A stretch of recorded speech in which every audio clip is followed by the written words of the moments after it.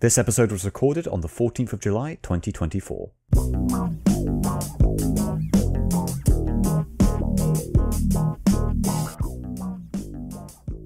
And that's why the Tau is actually my favourite faction. And now that I've told it to you two in perfect confidence with no one listening, I will never have to repeat myself ever again. No, I don't know. The part with the Captain Price Yowie was a little bit weird, but I understand. Well, I mean, I just figured it was worth drawing the comparison, since there's something about erotic fiction. Why can I see you? This is hey, the light's on! Oh, hey, nice. I was really hoping that'd be a hallucination. None of you heard that, right? Nah, I think it's fine. Okay, I'm I acting don't know like if anyone does hear this. I'm acting like they can respond. Even if they can hear us, they at least can't see the diagrams you've drawn on the side of the container wall. No, I needed to explain specifically the anatomy of Captain Price and why it lines up with a Tau. Yeah. Yeah. Yeah. Just really weird penises. I don't get it. So this is how we've gotten demonetized within the first minute of the video. Hi guys. Hello, welcome to Return to Sender. Listen, I'm just on a streak of getting demonetized because episode 7 nearly did. I think Episode 3. Episode 3 was oddly fine. Episode 1 is permanently because we used too much Thundercat. Oh yeah. So if you're listening to this through Spotify, you'll know that I've not used Thundercat stem changes. Yeah, understandable.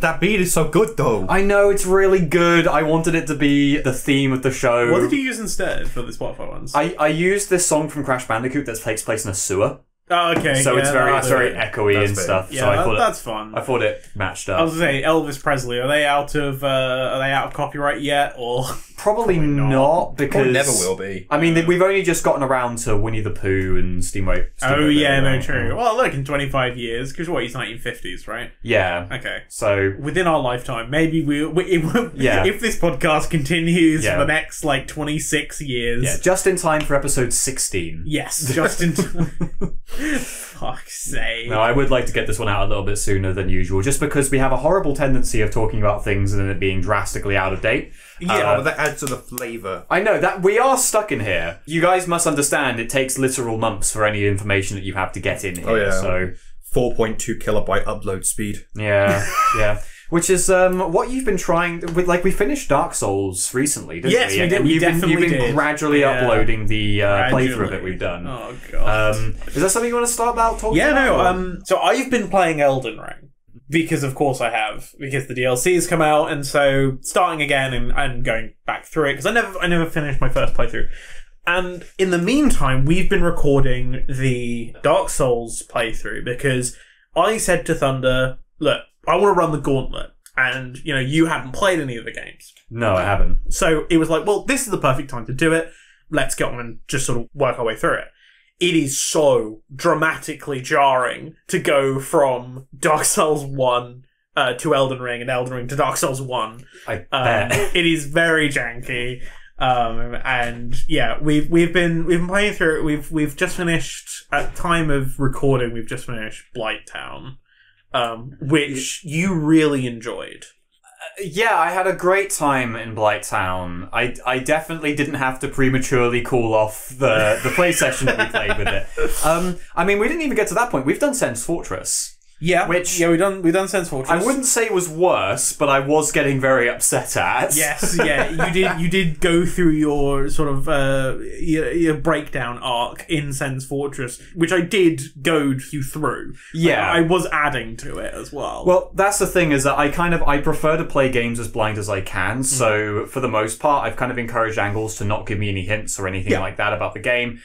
So naturally, we kind of took the game in the way that someone might do when they're initially playing it. Like, without any kind of meta-knowledge or foresight of, okay, where does this actually go? Am I ready for this yet?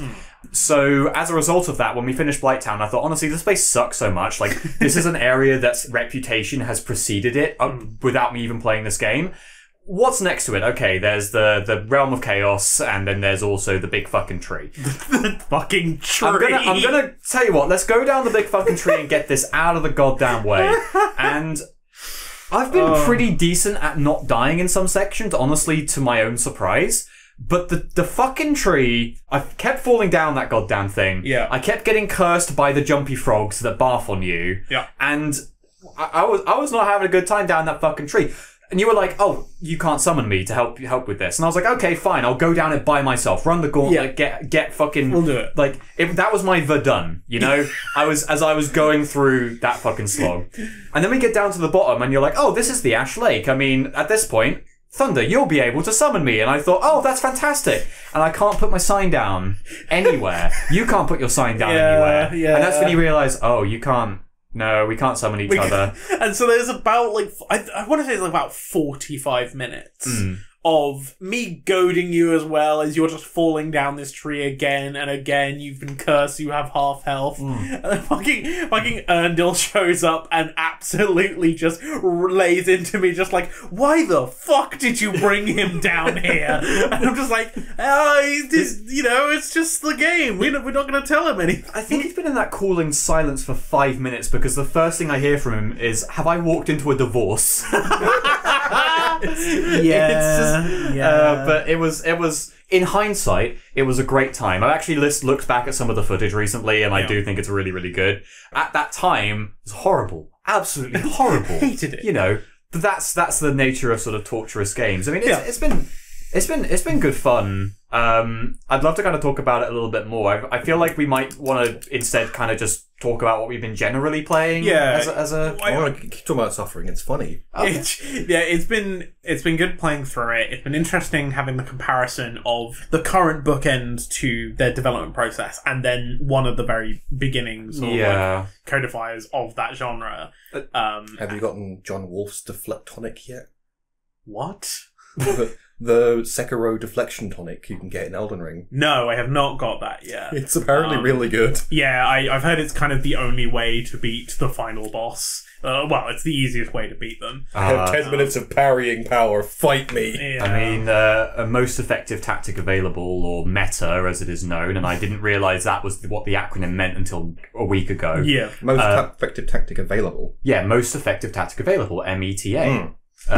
Makes sense. But I mean, that was something that I was running into with Dark Souls as a feeling of, I get the sneaking suspicion that there are some builds that are objectively terrible, and there are some weapons that are absolutely what you should be using to play this game. And it's something that's unavoidable. It's a little bit of a shame to hear. That's kind of the case in Elden Ring too, but it was going to happen. Elden Ring is more, like, diverse. You can get away with a lot more stuff, and it being an open world does encourage you to be over-leveled Andy for a lot of the game, which honestly is kind of great. It's a nice, like, change.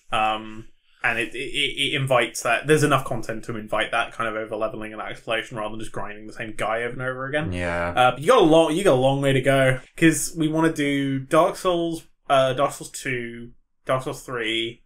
I would quite like to have you play Sekiro, but that, because we can't play that co-op, I genuinely think it's a really great game, and I think it'd be good fun to play. I've been having a lot of fun with it myself. It's really good. What have you been playing it on, out of curiosity? Me and Ash have been playing it on my PC for a while. Oh, sweet. I've not played it on PC. I've only played the it runs PS4. pretty well. The only issue is we've stopped playing it because she realised we were just sort of blitzing through it. And she's like, oh, this is how you style on this boss. And I'm just like, cool. And she's like, wait, you're not soaking this in and enjoying it, are you? I'm like, what?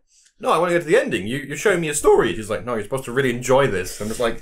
Yeah, it's like taking someone out for a fucking steak dinner and being like, so the steak's great, right? Every 5 seconds. It's like, I'm trying to cut it. It's a really difficult part of wanting to show someone one of your favourite games and one of your favourite experiences, is that on the one hand, you don't want to get in their way, but on the other hand, there's a kind of a case of, I feel like I need to nudge you in this direction. Yeah. And that's the sensation I got from just about everyone I've known who has played Vampire the Masquerade before I did. Yeah. It's one of the few games that I've kind of touched where beforehand I get people going, oh no, it's really good, just make sure not to do this and don't do this. Yeah. Always pick this and never do this. List of these things. It's like, hey, you will learn these yourself. It's like, cool, so out of all the starting options, what's the best one to go for? It's like, well, it's the only one to go for. And it's like, alright, fine. Yeah, like, Vampire is a really interesting one. Again, it's one of those ones where it falls under that category of, I want to show my friends something, I really want them to enjoy it, but me being there is going to be, I'm going to be in the way. Yeah. You know, I'm going to be in the way of that enjoyment. Like, a big thing that makes that enjoyable is, like, experiencing it for yourself. However, because it's one of those older games, it's one where there is some jank to it, and for certain people, giving them that heads up and being like, oh hey, this area sucks, like it's good because then they don't feel like in the Dark Souls comparison, you don't feel like, oh, I'm not using the meta build, that's why I'm having a bad time, when really no, the area just sucks. Yeah. I'm so excited to get you to play Dark Souls 2. Yeah. I think you're going to be a freak and really like it. You reckon? I reckon you might. Oh, I mean, to be fair, my favourite Halo game is ODST, and like, oh god, yeah, I can see that. I can see that being the case, but yeah. I like Killing Floor 1 more than Killing Floor 2, which is that's just Killing Floor 1 is just good. True. There's a video going around, I think it's called like Killing Floor Used to Be About Something. Oh, yeah. Like that. I don't know who made it, but I want to watch it, because it's like, a title like that makes me go like, shit, that's... Yeah, fuck, he's right. I don't know who that is, but I agree with him already. I'm going to look that up when we're done here, because that I want to see. But it's funny that you mentioned that like some games need to be experienced solo, because the game that came to my mind where I could argue for both, this is best experienced by yourself and you should play it like quietly on your own, and no, we should get a 4-man team together and fucking play it together and get drunk. I Divine Cybermancy. oh yeah, That is one of the best experiences to play solo, because it's such a fucking weird, and it's an ImSim basically, but in the Source engine, so it's really fucking weird, and a lot of it is esoteric, and you have to sort of like explore it and unravel it. And then it also goes, oh, by the way, you can have 64 players on like a single server, and it's co-op. So every level is just nightmarish bullshit as 64 random dudes with miniguns just bundle their way through. fucking Sven Coop shit. Yeah, but basically, because it's a Source engine game and it just runs like a Source engine game, so it's using multiplayer bots and the like, and the idea that like you are stupidly overpowered to begin with, you add a bunch of other guys there as well who all have like, to some degree, unique perk trees, because you will upgrade at the same speed, but you will get to pick what you want. And you get people who are like fucking Samurai Jack ninja jumping across like the entire map. And other people who are just like, I've cloned myself 5 times. Which one is the real one? And it's a lot of fun. But at the same time, like, both those experiences are fucking fantastic. I don't know which I would say is the optimal way to play it. I mean, I Divine Cybermancy is one that a lot of people have mentioned of like, hey, you should check this out. So it's one that very well could just become a full-on retrospective at some point. Right. It seems kind of up my alley as just like a really weird sort of It's fucking weird. FPS that I would want to jump into, because I like playing weird games. You know, whether those be games that are obscure or if they're games that are like well known to be weird, but it's like, I mean, you know. Yeah. How do you feel about like maintenance games? Like Viscera Cleanup Detail or, you know, the Power Wash Sims. Well, yeah. I kind of do like them as something that I can kind of chill out with, and assuming that the same person's still listening. I mean, there's a recent viewers of the channel listen to every episode of Return to Sender and list goes on while playing just House Flipper. And that is a poor person. Viable podcast for it. and I have to congratulate them on making it through all of that.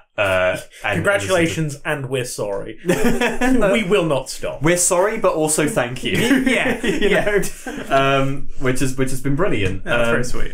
But yeah, it's been that's the kind of thing I think I would also want to jump into. Although I don't actually think I own many. Yeah, the reason why I ask is because I've been really, really enjoying Charborg playing Voices of the Void. Oh, that's a good game. Oh, yeah. Every time I see anything about that game, it just has an immaculate vibe to it. And I'm Play like, it, it's free. Yeah. Oh, is it? Yeah. I did not know it was You free. can go on itch, get it completely free. Oh, it's on itch. Okay, right. Yeah. It's very good. Yeah, I have watched Charborg play it, and if it's not the same as a maintenance game, but it has that draw to it, and if you want something that is like weird, it's an obscure game in and of itself. But again, it's in the Source engine. There's a lot of stuff going on with isn't. it. Is it not? No, I thought it was in Source. Ah, At least I think it's Unity. I thought it was in Source. I've seen They use a lot of Source stuff because there's a Half-Life 2 mod that it's based off of. Yeah.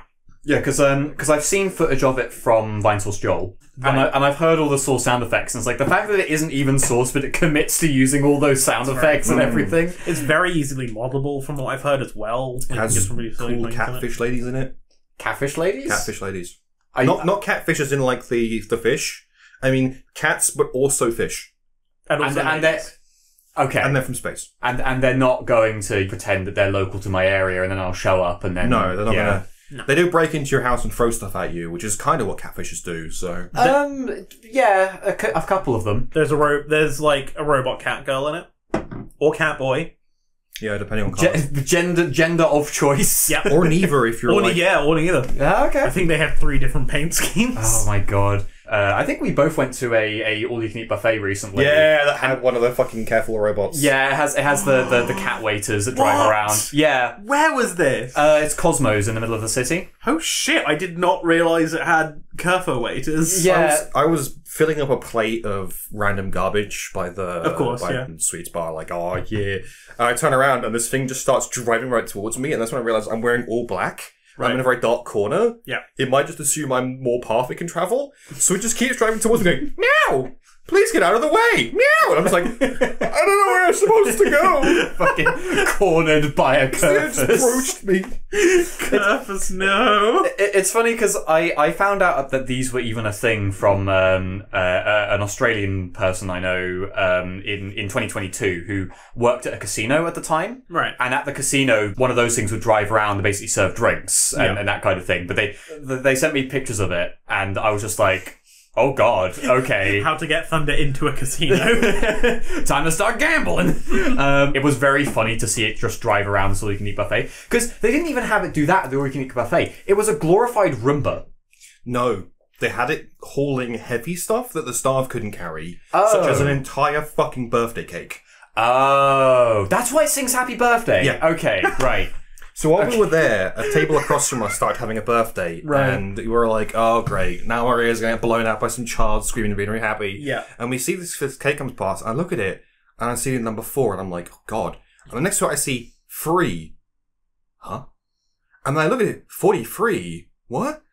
And they come round, the woman puts this cake down in front of this kid, and then looks at it, and then looks at the guy next to the kid, and he's just like, My it's cake. his fucking birthday. Quietly nodding. But they're like, they prepped up the whole children's happy That's birthday, amazing. candles and everything, and this old guy's just like, yes, Oh my Sing god. the song. have the machine sing to me. I love the funny cat waiter is very funny, but I'm now just imagining, considering your experience with it and the idea that it sings you happy birthday, I'm imagining walking home at like 3 or 4 in the morning. The only lights are like the very orange street lights, and at the end of the road is just Kerfus looking at you. Slowly approaching. Yeah, you start running away, it catches up, it does the full lean forward to gain momentum. Meow! Meow! It's the ultimate, like, pursuit predator. Yeah, Yeah. I want the entirety of Terminator 2 reshot with Kerfus. God, you see, you get all of these really sort of cheap horror games you get on itch.io Yeah. and stuff like that, where it's like, look, it's a stalker. Oh, it's like an SCP-173 Weeping Angel thing. And they all have Germa's face for some reason. God damn it, not again! Fucking Roblox ones do. Yeah, the Which Roblox is the sus face. Oh god, it was so like I watched him play Roblox, and it was really funny when he realized that it was him chasing him, like it was himself. Oh, Trust nobody, good don't old even Gurma. Well, aside from talking about funny cat robots, since one of you... Silence Oracle. Since one of you mentioned playing weird games and just sort of being like, hey, you should experience this. Having been like, okay, we can't play Sekiro because it's too long and it's harsh and it's that and the other, me and Ash went, so what games do we want to play? And we were debating, got this, and I was like, okay, let's both play a short game, like, put one each in that's a 40-minute game, and we'll have one evening of just playing that and being lazy and chilling out. Yeah. And I put forward Adios, and she put forward Ib. And Okay. both of them were really fucking interesting experiences, but I felt really bad because I was just sitting there while she's playing Adios, and just, it's, without spoiling Adios, because I think it's definitely a game you should play, a friend of mine, Piper, bought me it for Christmas, I think, and was like, you need to play this, I will not tell you anything else, play this game. Yeah. It's like 70 minutes, and it's, realistically, it's a walking sim with very little gameplay, but the narrative it tries to tell and the way it tells it is so powerful, to me at least, that I was like, this is really powerful. And then I just watched her like going through it and being like, oh, we just spent like 70 minutes until the guy talk about vending machines in his garage. And I was like, okay, we'll play your game then. And we started playing Ib. And I'm just dicking around. It's an RPG Maker game. She's like, why are you not being nice to Gary? And I'm like, I don't fucking know who this guy is. He's just lying on the floor groaning at me. It's just some guy. Give me your stuff, some guy. I have to go help you. I think the only experience I've had of someone going, you need to play this and buying it for me, and it being that kind of thing was weirdly Undertale. where someone bought that for me, who was a really cool guy. He was in the US Navy, but I've fallen out of touch with him, unfortunately. But I remember him just buying that for me, and the only thing I knew about that game before playing it was there are funny skeletons in it. There is a spider in it, and people are obsessed with a character called Goat Mum. And then the rest was history, and I played that, and it was incredible. But unfortunately, that's not a weird, obscure game anymore. Nope. It fucking 2 months after it came out, it fucking took off on everything. Well, yeah, 'cause no shit it did. It's fucking fantastic. Well, yeah. Although it got to a point where it kind of overinflated. It's sort of like San stands for stands. It stands for Stephen after not surviving. Remember, I'm going to irradiate you. just like Steve. Oh God. But yeah, I mean, do we want to go into what we've just been sort of playing recently? Sure.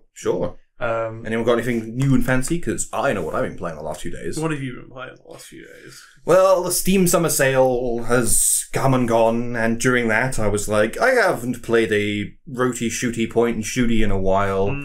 I fancy a little bit of, what does Yahtzee call it? Spunk Goggle Wee Wee, that's Yes, it. Spunk Goggle Wee Wee is the official term, yes. A little bit of that, I've played a lot of horror games, played a lot of factory games lately. I just want something a little bit more goony.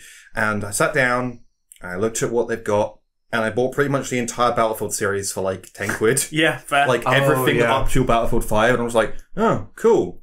Neat. They're all like £1. Might as well. Yeah. And then I sold like one skin in a game I don't play and paid it back, which was like, neat. That covered that. And if I can... Wow, Battlefield 1 is fucking depressing. Yeah. Yeah. Good, though. It's good, but... Oof. Yeah. Because Angles, you were talking about in a previous episode about the intro of that game and how well it kind of sets the precedent of what the First World War was like, even though there's a lot of other points in Battlefield 1 that maybe cartoonified a little bit too much. Oh, but yeah, the opening is very much, it's very good for that. But yeah, it is quite bleak. It can be quite bleak. But yeah, it was definitely my favourite one of the ones that I played was Battlefield 1. It was a lot of fun. That's fair. That opening gave me big Reach final level vibes. Yeah, though. yeah, it does, doesn't it? I was playing on hard because I do all of them on hard because I'm a fucking sociopath. Yeah. And I was just holding out in that like bombed out house right at the beginning for way longer, and it's like, you are expected to die. No, I'm not. Fuck you. In 1911, and I'll hold the line. I mean, I love it when you get given an objective like that and in a survival situation, you see those people that really try to push back against it and see how they can do.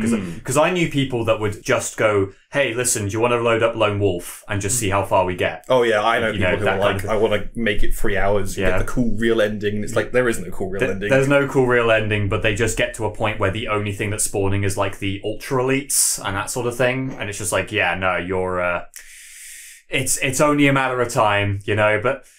to be fair, that's kind of like the appeal of something like COD Zombies as well, you know? Any kind of wave-based... see how far you get, kind of, Or Chickens and 0K, even though you can beat that. Like, that's always how I feel with Chickens. It's like, we will eventually get overrun unless we really tie ourselves together.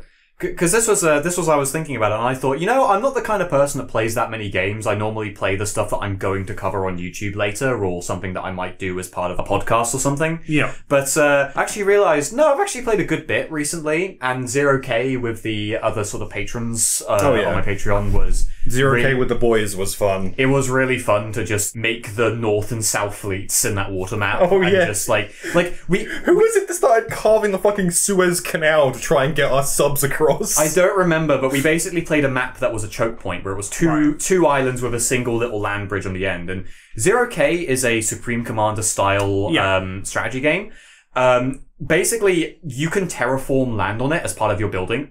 Your builders can do that. They can like make things go up and down, like land and that kind of thing. You can like dent terrain and make cover. It's kind of neat. Yeah. So we got to a point where we had full control over the north half of the map, sea-wise. But the south side, we were kind of struggling, so we just went... Fuck it, let's just build a Suez. Let's build a canal. Let's cut the fucking land bridge, the only way we can reach them on land, and just go over it. Fuck it. Nice. We just started bombarding our enemies on the other side of the land bridge, and then was like, cool, we've now got full control over this area. Let's start cutting a fucking path through the land so we can get our fucking battleships through to the south and just... That's fun. and loading up all the weapons. This is the most recent Patreon game night, right? Yeah. Yeah. I'd love to do another one next week, but the thing is that at the time of recording, it's a really busy time for me because our container's being shifted to another boat. Yeah, it is at the moment. I'm worried that the internet's going to get sort of cut out. Yeah. We're just hotspotting, I think. Yep. With the Wi-Fi. But yeah, other than that, another one I've been playing more recently has been a little bit out of my normal comfort zone, which has been Shin Megami Tensei 4. Oh. Yeah. Okay. So, if you don't know what that is, have you heard of Persona 5? You definitely have. Imagine that, but without the high school. Does it sound infinitely worse? Probably. But trust me, there's an appeal to it beyond that. So I am going to glue these two men together and get a dumber, stupider man made of paper. pretty much, yeah. Like, the demon summoning mechanics that's in Persona applies to Shin Megami Tensei. It's a very, like, honestly, something I always felt when I was playing through Persona 4 and 5, because those are the two that I've played, is that it always felt like the demon half was really half-baked in that game, whereas, like, okay, you can fuse personas together from the random mythical things that are around, but they don't have a bearing on the story, really. No. Like, you know, most of the game is revolving around having those party members with you they'll do their different elemental attacks, and then you'll hang out with them after the dungeons to go and, like, build up your rapport and everything. Rapport. But that whole set of mechanics comes from Shin Megami Tensei, which Persona was a spin-off of. And I really like it a lot more in Shin Megami Tensei because the entire story revolves around demons being a thing. Yeah. There's a whole battle between lore and chaos about, like, control over the multiverse and that kind of thing that spreads across tons of different games. You have to kill Shiva. You have to kill Shiva. You have to kill God, whose name can't even be pronounced. It's a Japanese game, so yeah, that makes sense. I think in that series, God's called Yahweh or something like that, Yeah, Yahweh. the original sort of biblical spelling. Okay. But no one can actually say it. So when it actually gets said in the game, it's just garbled static whenever anyone tries to say his name. That's cool.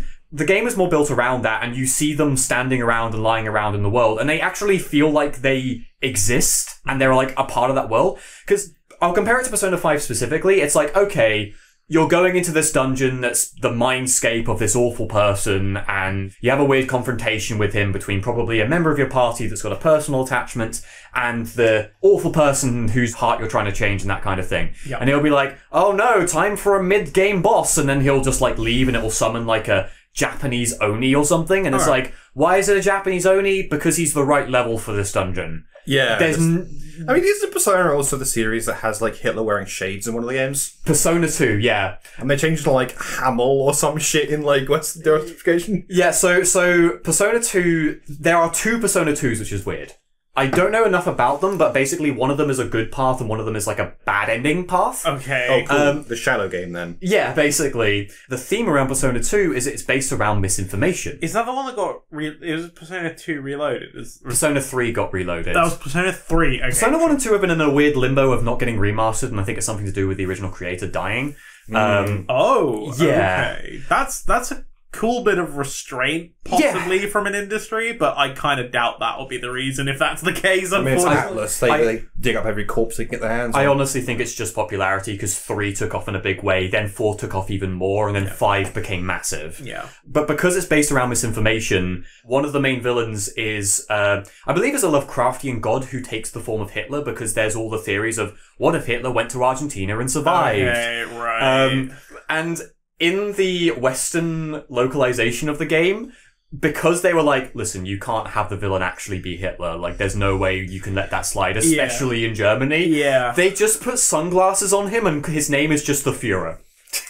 And so, the main villain is just cool Hitler. Oh, It's fucking cool Hitler. And it's fucking stupid, but sort of tying this back to sorry. Why? No, sorry. Again, why is it that the first thing I thought of in the reaction to Hitler in Shades is just the Squidward? Oh God, he's hot!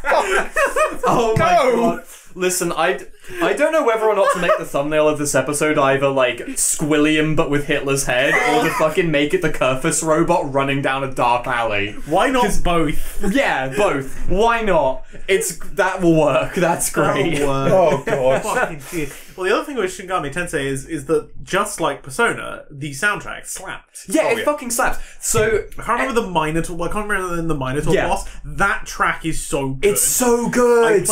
I played a bit of Lancer, and that was the battle theme for the Lancer game that we played. And it fits. It's so good. Yeah. A lot of the Shingami Tensei stuff is just really, really good. I have a humble brag about the Minotaur. Okay. Because the Minotaur in SMT is like one of the first proper bosses you face in SMT4, and has a cool design. Yeah. Because like the nose of the Minotaur looks like a skull, and it's pretty fucking sick looking. It's a great design. That boss fight is basically a wake up call of you need to get good. Because the game's difficulty drastically spikes. It's the casual filter. Yeah. Just to compare it to Persona, because that's probably an easier comparison point. And usually in Persona, you have your main character, and then you've got 3 other party members.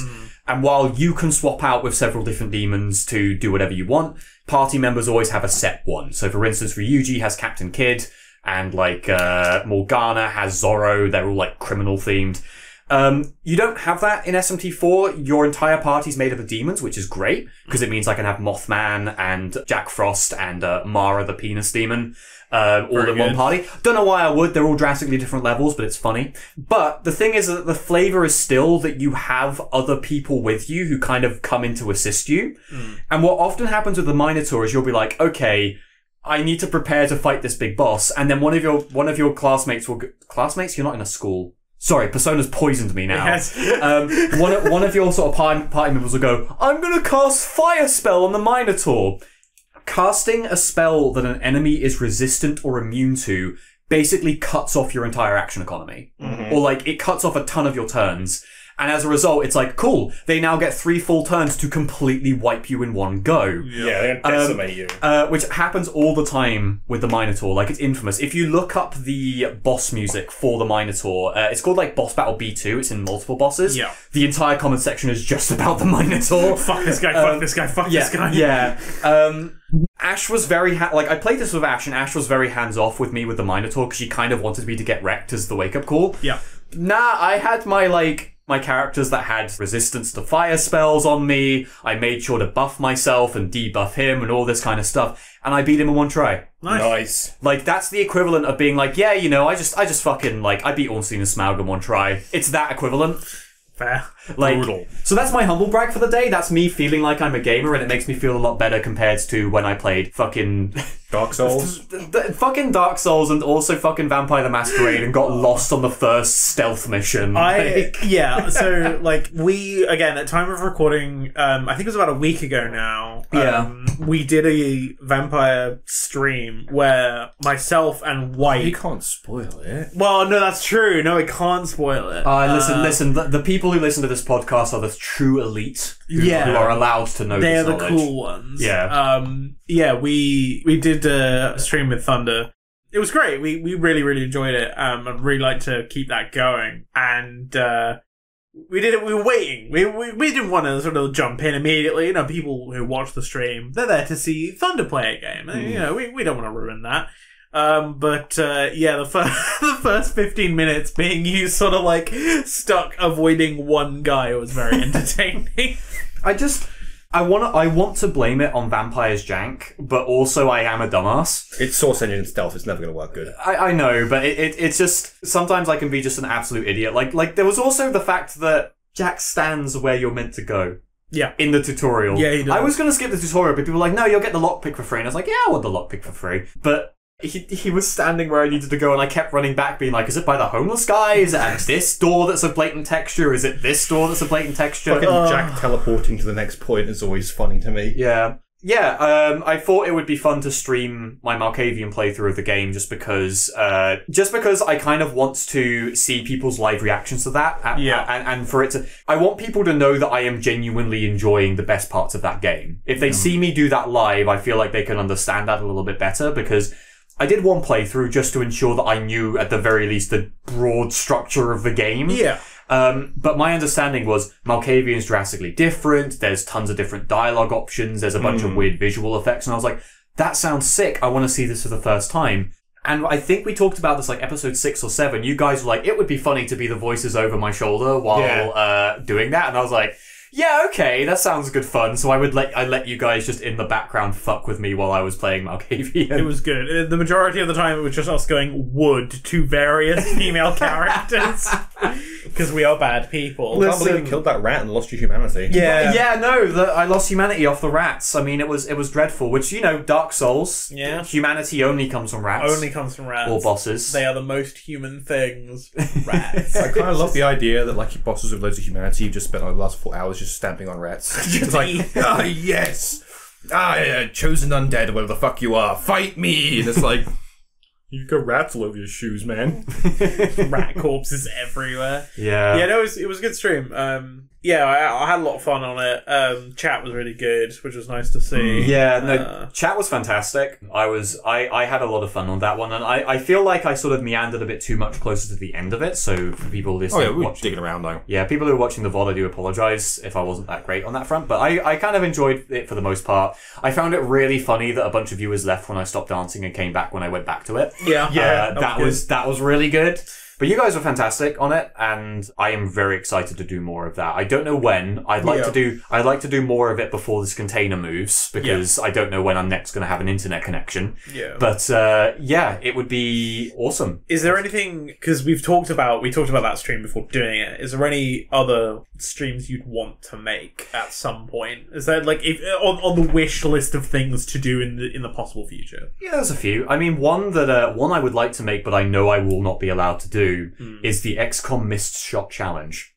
Oh God, no! Where every time I miss a shot, I have to take a shot of alcohol. No, you will die. Well, listen, back in 2020, I decided that I was going to try that idea for myself, just in private. Oh, you fucking told me about this. Yeah, and I got about 3.5 missions in. Yeah, I managed to last 14 shots before I had to call it. Yeah. Because I remember I was like, it just got to a point where I was drunkenly texting friends being like, hey, listen, we don't hang out enough, but I want to let you know I made you an XCOM and you fucking killed a sectoid in one hit and I love you, you saved me. And I think it would be kind of funny to, like, I want to stream XCOM because I think it would be funny to sort of make chat members into squad mates. Like, I've known a few people who've done a similar idea before, and the main thing I want to do differently from them is that normally the streamers I've seen that have done it have made themselves as a soldier.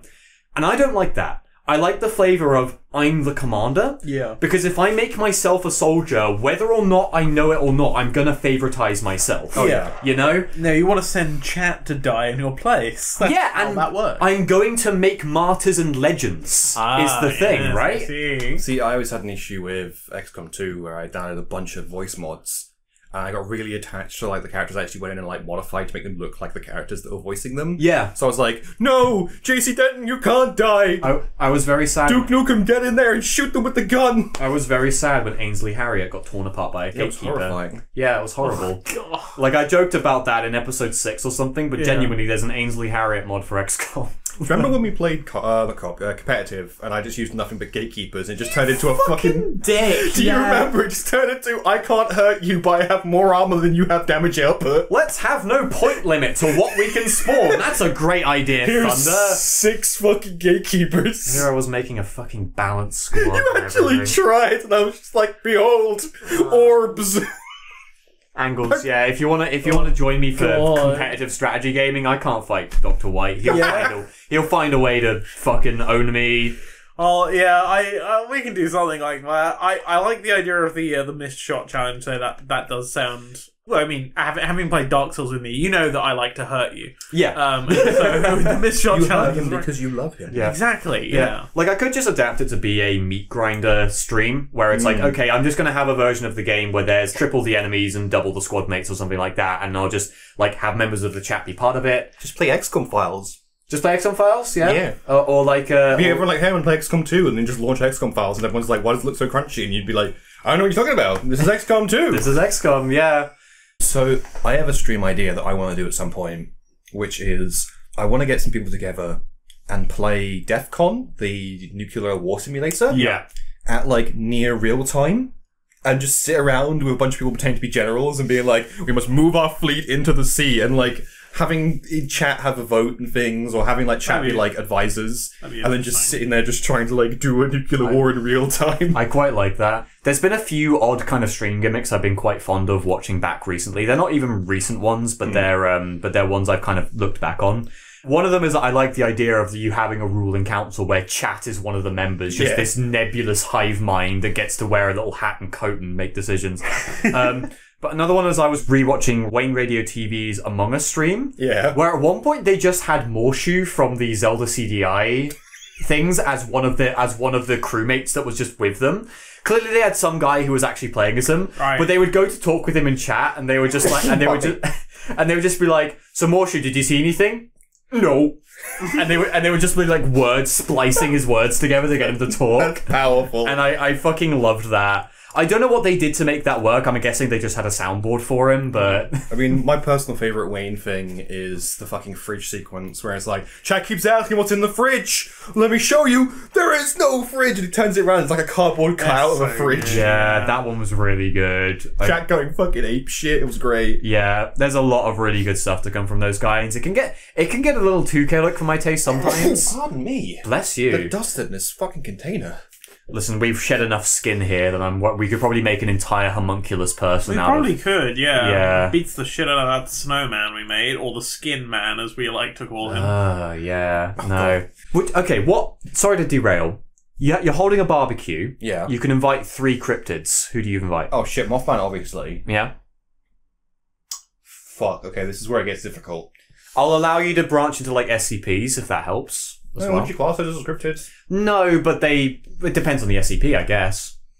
Oh god, that's difficult because I remember the fucking numbers for them now. I'd probably invite literal god from the SCP universe. Oh yeah, he's cool. Because he's just some guy. He's very chill. Some guy. Yeah. And then, I mean, like, is it assumed that all members at the barbecue are going to be well behaved for the duration of the barbecue? They're gonna be chill unless they get into an argument. Like, listen, it's like inviting uncles over for dinner then. Yeah, basically, like they have come to agree cordially that they're going to have this barbecue for your sake and you're friends with them. Okay, cool. But that doesn't mean that in the event that they argue over like footy or something that they're not just gonna punch each other. Are they bringing things? Yeah. Okay. Yeah, it's a bring your own... Yeah, but, you know, I can imagine there are some SCPs that just wouldn't bother because of the nature of what they're like, but if they all have to bring something, that also increases, like... Because I'll tell you one I would bring, and it's a bit of a cop-out. Go on. The pizza box. There is an SCP that is a pizza box. Every time you open the pizza box, it produces a pizza that is exactly what you want. Okay. Oh yeah. And there's I mean, not... if we're able to bring like objects, I'm bringing the cursed vending machine from the SP universe as well. Okay, true. The one that's just like, I don't know what the fuck this is. Yeah, that's true. I probably should just limit it down to like the sentient ones, but yeah, I just like the idea of the pizza box. I mean, the Sasquatch, like Bigfoot, has to be there. Oh, yeah, like that guy knows Bigfoot how would to be at the meat. grill. Yeah, he's grill master. He's got that fucking cake. Like the only thing he's wearing is a fucking Kiss the Cook fucking thing. I want to talk to him about his Cameo and Smiling Friends. No, that was a Yeti. Yeah. There was also a Sasquatch. I'm imagining like Big Les style, like Sasquatch. Oh yeah, the fucking stoner Sasquatches from the Big Les show. Yeah. Hey, I smell marijuana. Who else I would like that falls under cryptid in particular? Because I think Mothman. I don't know about Mothman. I think it's like maybe a bit fragile. He would bring nectar and nothing else. He doesn't have like mouth parts to eat meat with, right? Maybe not. I was thinking like, oh, the Plague Doctor would be fun. And I'm like, no, he'd just resurrect the fucking burger and be like, great, now it's crawling across the table. The Plague Doctor would be quite chill until they decide to dissect one of the other guests. They just couldn't help themselves with all the curiosity, I imagine. Yeah. Would be... You know when you invite a friend over to a party, and you have a big party, like some sort of gig or whatever, or whatever, get together, and you have that one friend that's always like standing in the corner minding themselves, or like, people end up going into their own sort of little cliques as the party goes on. There's always that one guy that's just like, I'm hanging outside having a smoke, listening to music myself. I feel like if I invited Shy Guy, he'd do that. Yeah. I'd just be like, here you go, Shy Guy, I'm not looking at you, but here's a burger.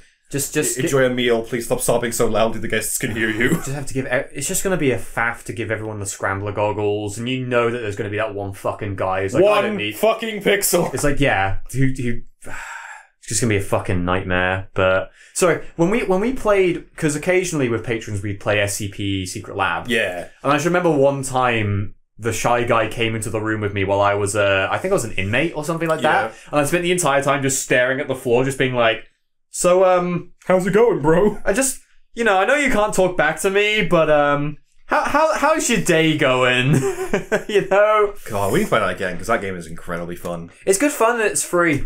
So there was a competition recently on SCP. I say recently, it was some time ago, for like, oh, we've got like a new number range and the 000 of that range, so I feel like 8,000, something like that, having a competition for it. And the one I'm really sad didn't win was something like 8 million wizards. Oh, I've heard about 8 million wizards. 8 million wizards? What the fuck is that? So 8 million wizards, again, it's probably a different name, but it's a massive number of wizards. Okay. Was essentially something happens that turns every single cat on the planet into a straight-up fantasy wizard with all the powers of a fantasy wizard. Oh, God. But they have, like, the mentality of a cat. So, like, my tower is the best, and you will leave it or I will destroy it. Like, they're fighting over territory, wizard war is unbreaking. Christ. But if you kill the wizard, it just turns back into a cat. Okay. So, this is what is known in the SCP universe as, like, a broken masquerade or broken mask situation. Yeah. The Foundation has to reveal itself and be like, okay, we're fixing the Earth. We're good guys, just trust us. But they do that, and every single other organization is just like, yeah, we just received, like, an email from the Cult of the Broken God. They're offering to help because these wizards are fucking up their shit as well. And, like, you hear the voice actors being like, fuck, we are in so much shit. When literally a doomsday cult is just fucking, we don't like the Seaver, can you help? God. And just they like keep finding like random civilians who are just like developing kill teams who are just going around hunting wizards. And it's like fucking XCOM but wizards. That's really funny. Oh God, that makes me was the tactical breaching wizard squad. Was yes, tactical breach wizards. That came out recently. Yeah, I had a look at the demo. I need to play the demo. That just made me think of that. Also, I just want to answer quickly. It is Sasquatch. Because man, like he managed to grill, like, and he's definitely bringing some like great mountain meat, right? It is Chupacabra because Chupacabra is bringing the spice, like he's bringing some spicy shit. Like as much as I'm not a big mutton guy, or like, but lamb is fucking amazing. Oh yeah, lamb's good. If he's a goat sucker, then they're going to be bringing some good stuff. Also, because of South, like Mesoamerica kind of like origin, there's going to be some good spice. And then the final one is like Kraken, big fuck off siege, like a sea leviathan, because they are bringing stuff from the sea. I like the idea of them being pretty dexterous. Housing them is going to be a problem. I imagine spending the entire time with them in a paddling pool, and occasionally we're spraying them like a whale that's on the beach. It'll be fine. That you host it on the beach. Or you host it on the beach, and he's actually in the water, just reaching over, just like, "Hey guys, I found this," and just like because entire school of tuna just gets dropped. Well, yeah. Well, also the like mackerel fucking taste. Like seaside barbecue mackerel is so good. So yeah, that it answered the question. Yeah, but yeah. Have you ever tried staking watermelon or pineapple? Pineapple, yes. Watermelon, no. Watermelon is so good because once the moisture seeps out of it, it gets the consistency of like steak, and it's so nice because it's really sweet. But it's steak. I'm not a huge fan of the taste of watermelon. I don't know why. I'm one of those weird people. It's like, just never been a huge fan of it. It does taste like just mostly water. Yeah, grilled pineapple though, like pineapple rings with meat is fucking lush. Real good. Like just it's caramelizes itself. The acid's in it, so you break down the meat as well, which makes you be like, "Oh, I like the taste of this." Yeah. Oh, it's fine.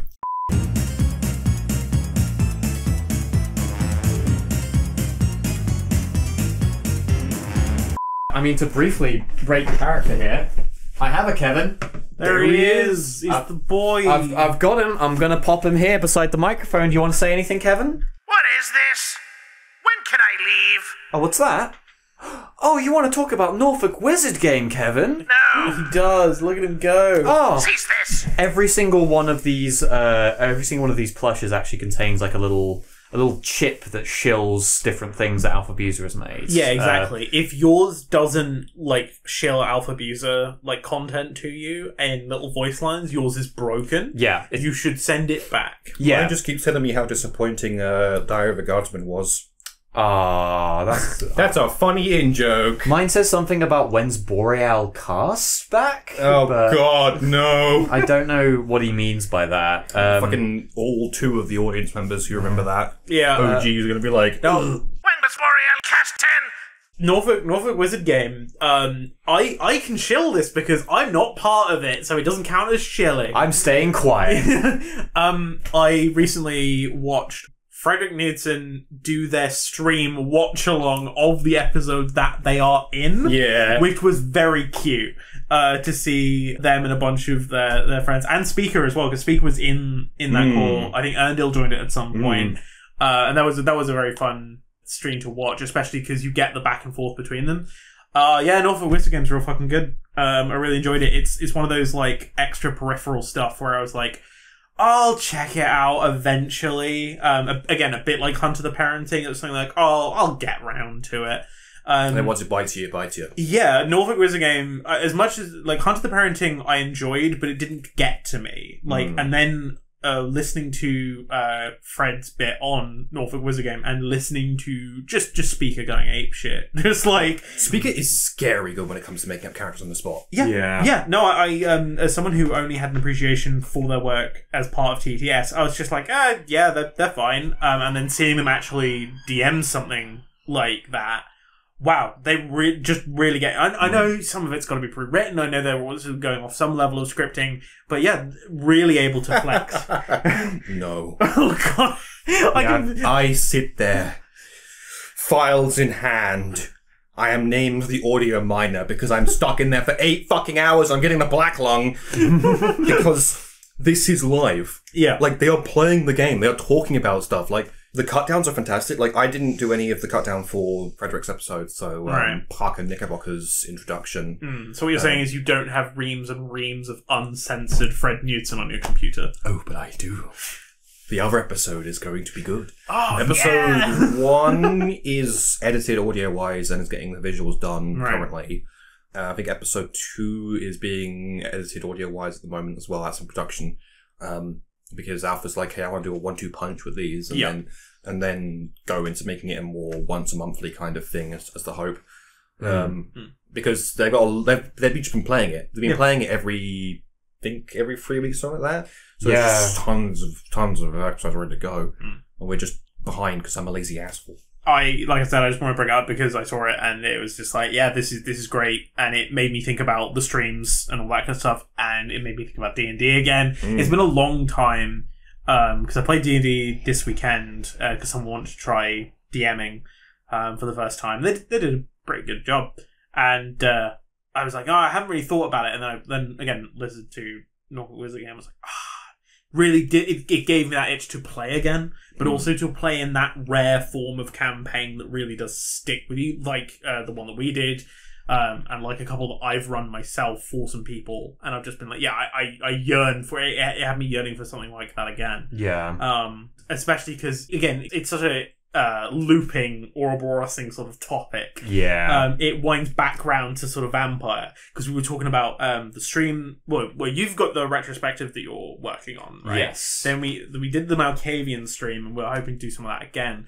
And I was thinking about the because it's the Realm of Dark. What's the name of it? World of Darkness. I keep wanting to call it Realm of Darkness, but then it just sounds like a fucking Yu-Gi-Oh spin-off. So does World of Dark. Like, honestly, you can see why Vampire the Masquerade is the more well-known name, because it's unique and distinct and it really pops out of you. World of Darkness sounds like it could be fucking anything. Yeah, it could be a Twilight series. It could be anything. And it made me look back to those games, and I just was like, how much do I take from like video games into TTRPGs? How much TTRPGs, when they get turned into video games, how well does that translate across? And I was curious, is that something that comes up in your retrospective at all? Or like, do you have any feelings on that? Because it was something that I immediately thought of because of Norfolk Wizard Game. Well, at this current time, that is something that I do talk about to a certain degree, is about how it adapts the tabletop game into a video game format, because I played a tabletop game of Vampire the Masquerade before I played Bloodlines. Yes, you did. And so because of that, it was quite fun for me to see how those mechanics got translated into a video game space. Yeah. Which in most cases was, I feel like, quite well, and only in a couple of cases I really feel like wasn't. Combat! But it's something that does genuinely interest me, because honestly, I feel like I do really like the way that game adapts it. And the thing is that there's quite a few video games out there that do try to stick quite closely to the way that pen and paper games do it as a main source of inspiration. For instance, Knights of the Old Republic. You load up a character in that, your stats and everything, it's just 4th edition D&D. You know? Could have been GURPS. It could have been GURPS. I mean, it could be GURPS. I mean, Fallout's GURPS, right? It was going to be GURPS and they made special. Yeah, they made special instead. There's lots, I feel like, that's worth talking about. I don't go into that much detail right now about the whole thing. And it's just because I prefer to make my reviews kind of surface level, because ultimately I want players or viewers to buy the game. I want them to play it. I want them to experience it for themselves. It always happens with Dawn of War. People are like, why didn't you talk about this thing? It's like, because it's a massive spoiler, and I want people watching this to, if they've not played it already, to go play it. Yeah. I feel like there's quite a few cases where there's wrong lessons to learn. I feel like trying to turn combat into dice rolls when it's real time isn't a good idea in most cases. When you get your Morrowind style combat or your Bloodline style combat, fucking hate the way guns are handled in that game. Melee I can kind of pass, but it's still not great. You know you were doing a lot better in Melee in the VTM because you had the plus patch installed. Oh, is that... Fixes combat. Oh, for fuck's sake, of course I did. Well, even when I didn't have it patched, I would still be like, okay, I'm playing as a gun toreador, but just this once I'm going to switch to fists, or I'm kicking this guy's ass now. Okay. Yeah, because you do fucking wild like stun damage on people when you're using Melee. It's almost as if it's the side they actually developed. Which edition of Vampire did you play in the tabletop, out of curiosity? Was it the older one or the newer one? I think it was the older one. Yeah, because I hear a lot of people, because I know a bunch of people who play Werewolf are much like, oh yeah, we only play, we play the new edition's mechanics, but with all the old stuff dumped back on top of it, because we preferred the old edition. Like, although this edition mechanically flows a little bit better. Yeah. There's a lot of flexibility in the engine where you can have like, hey, this is actually quite easily portable from the old setting into the new stuff. Yeah. Whereas, like, if I was to say, like, oh, I'm going to use original edition Necrons in a game of fucking current Warhammer. And they're like, what do you mean you can re-roll 6s to survive? It's, like, it's more like the way that game has evolved, it just could not work, because it's just like, there's a bunch of keywords that just don't exist anymore. Yeah. And while, sorry to, like, completely interject, but I've got this on my mind, and I'm like, well, on the topic of, like, games having dice rolls in them, and tabletop games becoming video games and the like, I've been wanting to replay Wasteland 2 and 3 recently, because I kind of love how it handles... It's not necessarily what I want from a 3D Fallout 2, but it's close. So, but one of the things I love is the fact that the two conversation stats are called kiss ass and hard ass. And it's not like, oh, this is just a renaming of charm and a renaming of intimidation. Kiss ass is for any positive nice guy vibes, and hard ass, like, sometimes you have like people who will only respect you if you do hard ass checks, because they're like, nah, you're too soft to survive here. It's like, no, fuck you. Okay, maybe you're cool. I just fucking love that. And one of the things you can get is a spiked dog collar that like makes everyone think you look stupid, but adds like hard ass to you, and it's like, I fucking love that. Well, this is the magic of designing games, is listen, you are making mechanics based around concepts. You don't have to do exactly the same thing that everyone else is doing. You know, it makes it easier to follow these formats, but it always bothers me when people say, like, oh yeah, 5th edition D&D is the system where you can adapt anything into it. And it's like, no, like, if you're going to base your game around a certain theme, if you figured out what this is about, get mechanics that fit that. Get mechanics and build mechanics around those ideas. Because, you know something I kind of like about Vampire, if I compare it specifically to, say, like, 5th edition Dungeons & Dragons? You look at the main stats, and obviously they split them into physical, mental, and social. And your social stats is like, cool, here's appearance, manipulation, and just charisma. And those all mean entirely different things, where if you look at something like, say, 5th edition D&D, those would all just be charisma. You know, by comparison, like even like same thing with Fallout, with like you know that kind of thing. It would all just be lumped into one stat, but no, they break it down because the theme of that game is you are playing a vampire. Yeah. And all three of those are different things that vampires are good at least classically. You can do, yeah. Yeah. I mean, we're doing a werewolf game in another situation, and how that has a whole section of just like, here's the werewolf mechanics, and just loving how, suddenly a lot of my stats that I was like gimping out on because I was like, I'm going to be a guy with guns. It's like, I get 2 rage and immediately all of my physical stats go through the roof. I am built to murder things. Oh yeah, this is the mainline entry in the World of Darkness setting built around fighting. Yeah. Because Vampire the Masquerade is a social deception game. You're socially decepting the DM's players, so DM's PCs.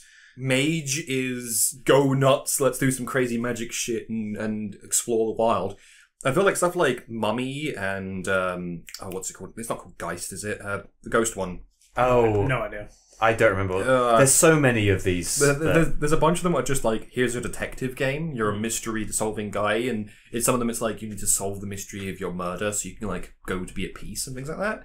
And it's like really well done separating each setting into here's the theme of what this mythical creature is dealing with. Here's how that mechanically works, and here's a bunch of systems to handle that. Oh my god. Oh, I got the ash. The container lung is taking its effect on Dr. White. If you want to save him, please send any currency you have to us, and we will definitely get that to a doctor that can help him. Preferably defunct currencies. I think I found a nondescript potion. What have I said about drinking nondescript bottles of fluid? The last time you did that, you drank Windex. I don't think it's the potion. I think it's just my allergies. You're allergic to Windex? Everyone's allergic to Windex. It's a cleaning product. It cleans out my guts, and I feel great. I don't know, I think it tastes fucking great. I'm gonna drink an entire bottle of malt vinegar. Oh god. Make like the Romans do, baby. Your insides are gonna smell like a chip shop. Oh. Delicious. Delicious. Jesus Christ. Yeah, I really like some of the mechanics that are from like TTRPGs, and I really wish they translated a little bit better into video games. Like I really enjoy the XP system. XP systems in games, it makes sense to do progression bars and all that kind of stuff, but like quantifying it down into TTRPGs feels really gamey and really lame. I really like the one, I think it's from the older version of Werewolf, where because all of Werewolf's tradition is like oral traditions or oral storytelling. At the end of each session, you guys have to talk about the events of that session, and only events that are mentioned, and only when they're mentioned with characters, do those characters get XP. Yeah. You can never talk about yourself. So and you can be a dick. You can purposely not mention other people's successes or say that they fucked something up, but because you're a pack of werewolves that are supposedly meant to be working together, you don't want to do that. And also they might do it to you and vice versa. Because there is still an alpha, but I think it's really interesting. In the same topic of werewolves, the one we're currently playing has the whole rights system, where you learn a number of rights, which are sort of spiritual abilities that you learn to do things. So one of them is like, I'm going to delete any recordings of us, by like sending out spirits that go and find and delete the recordings by like trusting the whatever, and a lot of really interesting ones. And then one of them is just like right of denigrant or something like that, something dumb. And it's basically you talk shit about someone for like an hour. Like you just stand in front of like a bonfire, be like, that guy's a fucking asshole. This guy sucks. And it's like, it's called like busting balls by some of the younger members. And it's like, you don't get anything from this. You just get to talk shit about a party member. You just get to be a dick. You get to magically roll it, and if anyone interrupts you, they're like seen as dishonourable because they're fucking up a right. And the right is just standing by a campfire and be like, you fucking asshole. Jesus. I like that. I mean, that sounds up my alley as something where it's like, okay, you actually get to celebrate and discuss what every player has done and kind of appreciate their achievements and that sort of thing. Because I like doing that in role-playing games. Yeah. Because there are many cases where I'm in a group where it feels like a small number of players definitely outshine the others in terms of their proactiveness. but I feel like you still want to draw attention to the others who haven't done much. Whenever we're asked to do like a session recap, I want to mention at least one thing everyone has done. Yeah. And as a result of that, if Werewolf encourages and promotes that, it's like, great, you're encouraging and promoting the idea of memory, of celebrating as much of the game with your players as possible, because those are the people who make this game for you. Yeah, exactly. It's not just about you, and it's not just about the DM. But Thunder, we're all Zoomers. We don't have any kind of like brain capacity Yeah, left. well, what is memory permanence? Yeah. Sorry, what did you just say? I was playing Subway Surfers.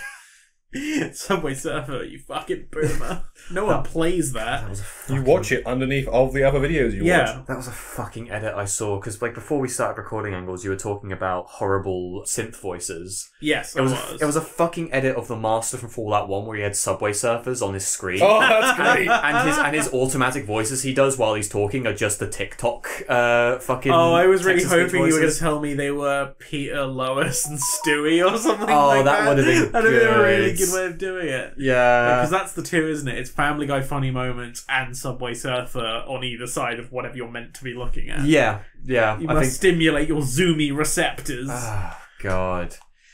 Now, for our mandated Zoomer video content as we make Dr. White try the Gonster. This footage has been altered to better fit your perception of reality. You going recording that shit? I'm recording this shit. The noise. Uh-oh. Oh, no, actually, that's alright. I know what Guinness froth is supposed to look like. It's not supposed to look like that. Oh god. Oh, God. The alphabet. It's so fighting. It's so creamy.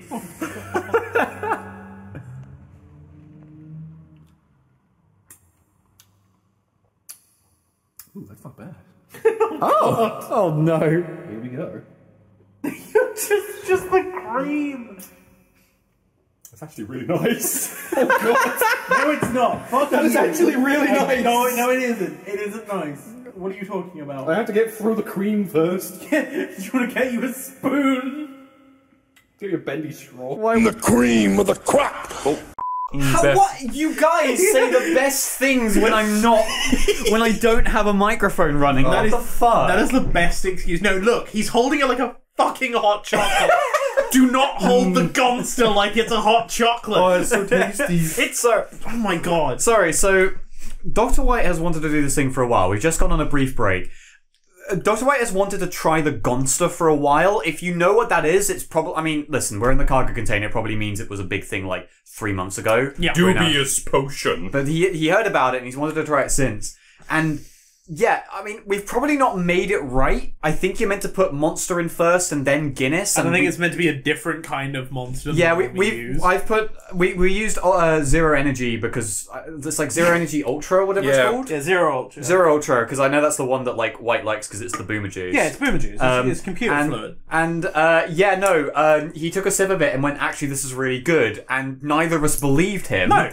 I then took a sip and that didn't taste bad. Honestly, the expression that you made, it looked like you had just bitten into Panzer Chocolate for the first time. Oh, yeah. It was like absolutely wide. Oh yeah. You know that fucking what's it called? Requiem for a Dream, where it's the fucking eye pupil expanding shot. And it's just like, Yeah. Oh no, this can't be my drug because I don't like energy drinks. Right. I'm not a fan of energy drinks. But It just tastes like a fruity Guinness. yeah, it kind of. It just tastes like someone's mixed Strongbow into it. I want a Guinness now. Did you not buy multiple? I did buy multiple. I just need to go grab them from the darkness. You can go quickly grab them. All right, we can sorry. edit out the noise. How it took us this long? Like I'm don't even bother pausing, just go. I'm not fucking convinced. I'm not fucking convinced that the things in this container have always been the same. I think they come out of nowhere. Yeah. Right, it's like a manifestation. It's like the warp. Yeah. At least that would make the most sense to me. Yeah. Wait, is that why the Gonster tastes good to White? Because Yeah, he believes it will. That's that. That's pretty good. All right, listen. If I'm gonna go into the darkness, if I don't Okay. make it out alive, then leave what few possessions I have to the shadow that looks vaguely like a cat on the wall. Alright, yeah, we can do that. All right, sweet. Again, I still just refuse. Like, I tried a bit of it. It doesn't taste good. Like, it doesn't taste bad, tastes though. fine. It's entirely drinkable. I like it. Okay, so we have eaten a lot of food in this break, and you are now consuming. By the way, for the viewers at home who are trying to picture this, White is drinking this out of a giant glass stein. Oh yeah, like that's easily. There is 2 pints of Gonster. Oh no, being there's consumed right 750 a pop, so there's a pint and a half, a liter and a half. now. Yeah. It's over a litre, because that is a litre stein. Oh yeah. You are drinking a litre of Gonster right now. Yeah, so sorry if I'm missing about 20% of my flesh. That happens when you go into the void. Yeah. But you do have a Guinness. I do have a Correction. Guinness. There is less than a litre. These cans are the same size, and both of them are less than 500 millilitres. Then why did it make it up to the litre mark on the stein? It was the froth. Yeah, to be fair, it had like an upsetting amount of Oh head god, it on was like cream. Oh. Why? I mean, you knew it happened to the other can. I know, I just have a terrible reputation with drinks on this podcast. You preempt the bust. So, okay, Hang on, I gotta figure something out. you dorks know that, like, when you boil water, it becomes steam expands, right? No? Damn! Well, lesson learned. I never went to primary school. Right. What are primary schools? No, sorry, go on, mate. I've got these, like, flasks that I tend to drink water out of, and you can carry a lot of water in them for way easier than you could, like, a bottle of water. It doesn't, like, stick out awkwardly or whatever. And I'm like, this is nice. This is nice having some, you know, people are going to look at me and be like, uh-oh, Grandpa's hitting the brain tonic again. But, like, I'm like, this is fine. I decided to put boiled water into my flasks because I wanted it to be a little less heavy because I walk around it pretty saline without being out in the sea. It's hard water. It's so fucking chalky shit. Yeah. So I started putting boiled water in these flasks, and I was like, I'm going to cool these flasks down now, so the water's cool and nice and refreshing. But at the same time, it's, you know, boiled water, so it's like a little lighter and whatnot. So I put this metal flask full of boiled water, full up to the brim, in the fridge. Yep. I come back an hour later to the sound of pong. What the fuck? I go inside. It's sunk in slightly because it's shrunk. Like, the amount of water seems to have shrunk enough to actually, like, suck in the metal slightly. Oh. And it's like, this is a round fucking beaker-ass spirit bottle that I've just, like, scrunched slightly. Sorry, I've been like in the corner just looking at like the dietary stuff for the Gonster. It's actually not as murderous as I thought it would be, considering the Zero Energy Ultra has like it's 10 kilojoules. It's something stupid. It's like nothing. Whilst the Guinness is 634. Oh Jesus, that's like a third of someone's supposed to have taken, isn't That it? entire drink is 165 calories, which is not bad No. for a drink. That's quite a bit.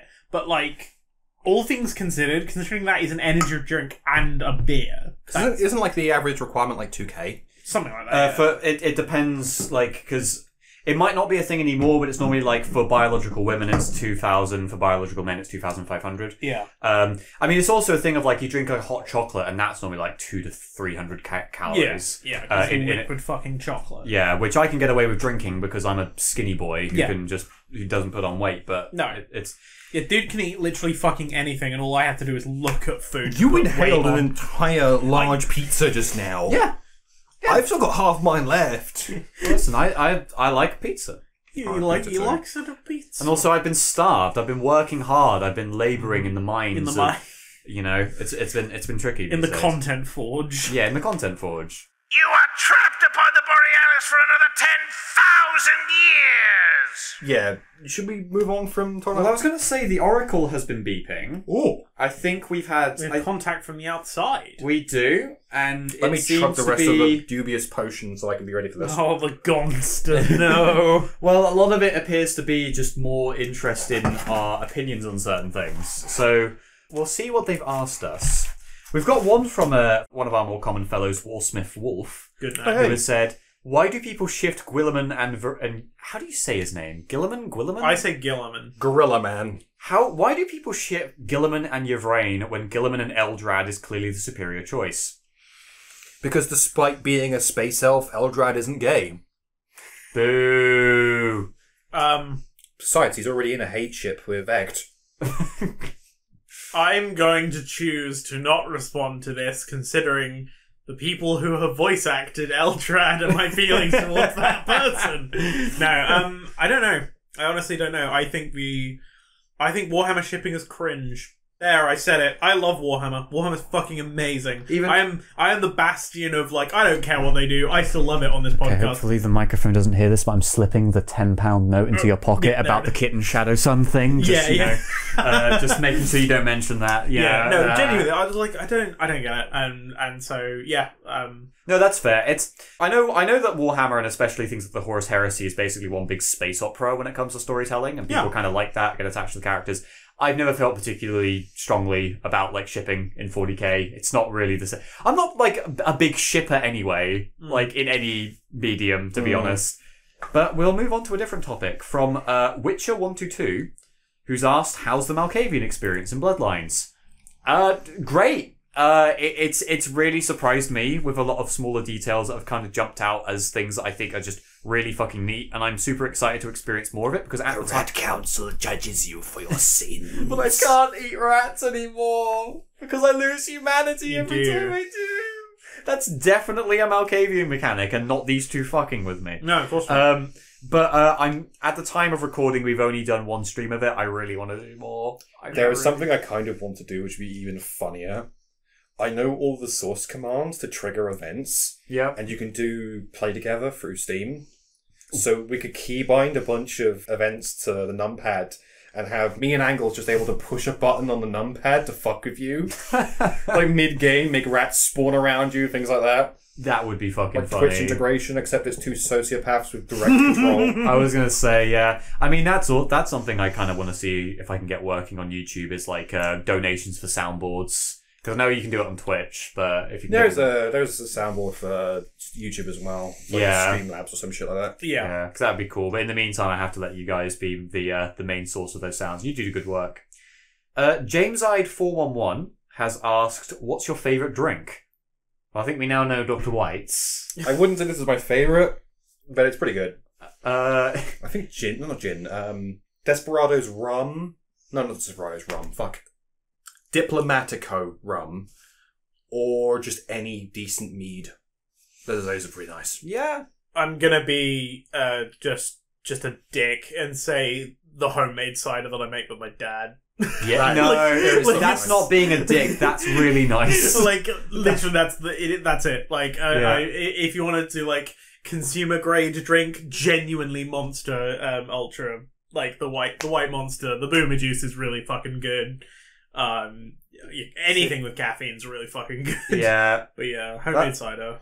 Yeah, no, that's a fair one. This is a really tough one. I'm not sure. There's a few candidates I feel like. I fucking love Dr. Pepper. I think Dr. Pepper is great. It's a great beverage. There's like a particular type of like green tea that I don't know the name of, but I always call it dragon tea because there's a dragon on the box. Yeah. Where it's like a weird mix of green tea, but also ginger, chamomile, peppermint, all this kind of stuff that's all mixed up into a big concoction. Right. But it's really fucking good together.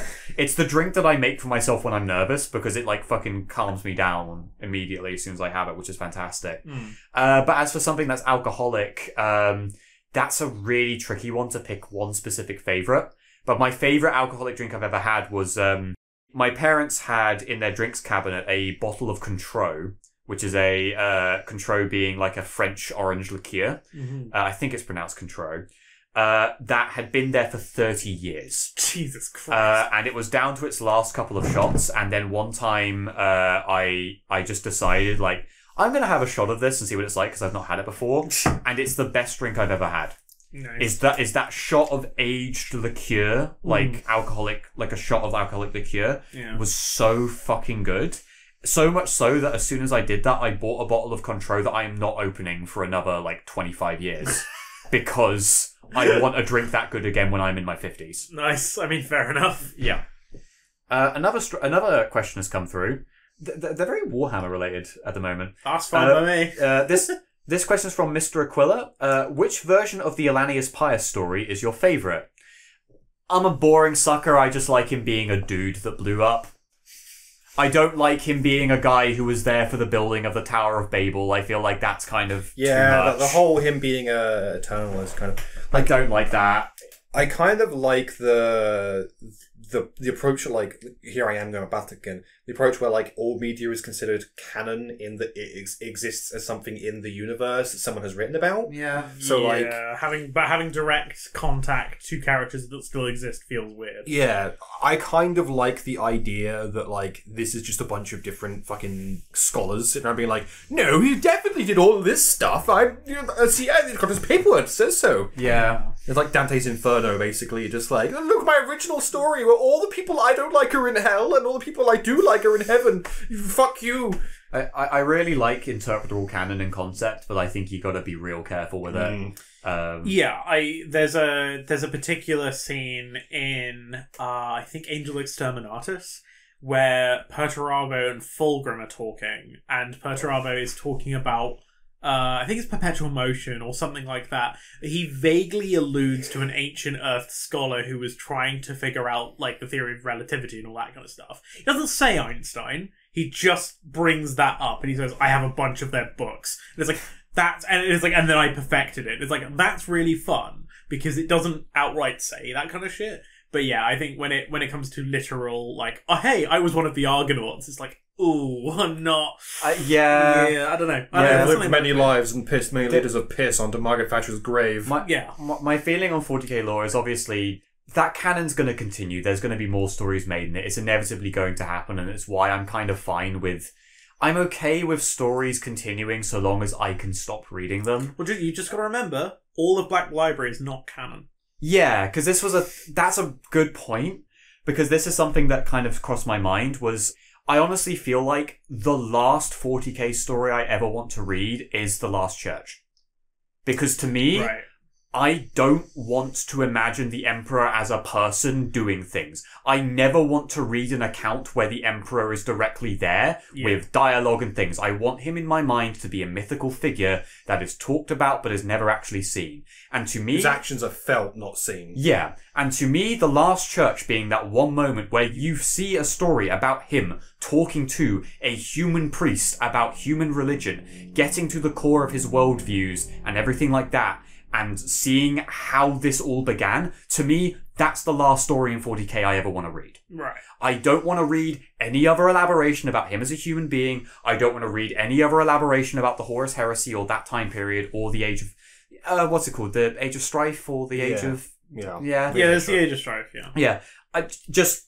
That's it. That's the final cherry on top that kind of wraps it all together, puts it in a little bow, done. That's Warhammer canon for me. For a second, when you were saying that's the last one you're going to read, my brain was like, do you mean that's like the one you don't want to read? As in like, that's the last thing I'd ever want to read. No. Well, I mean, no?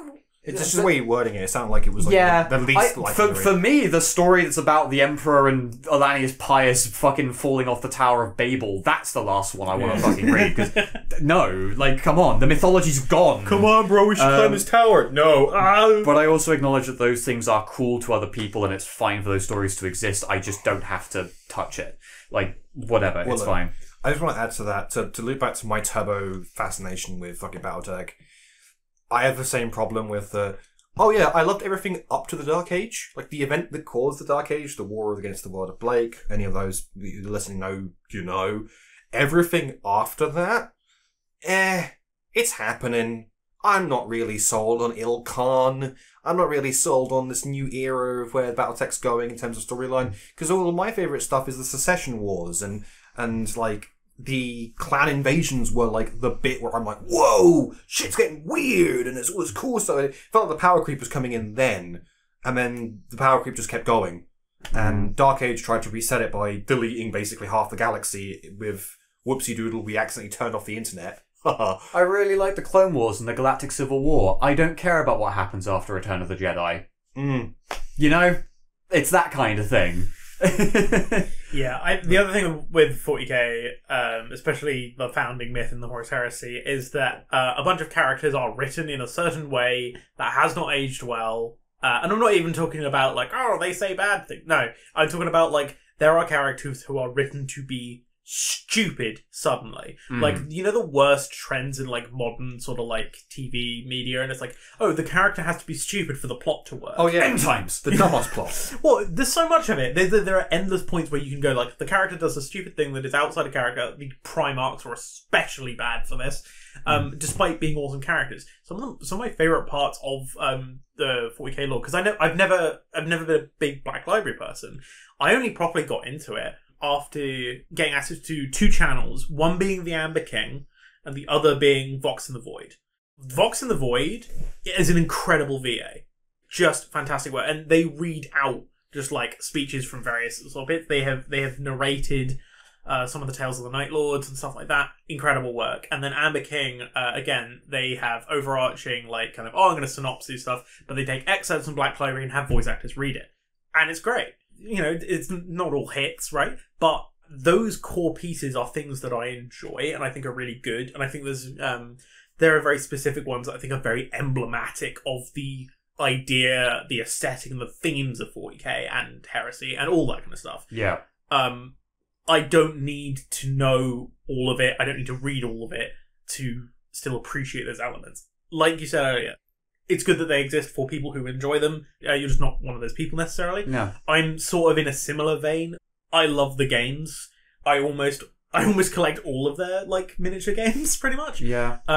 Despite that, yeah, there is so much that I don't need to know, but there's so much I do enjoy knowing, and through certain vectors that aren't just the Black Library, I enjoy sort of ingesting that as media. Yeah, that's fair.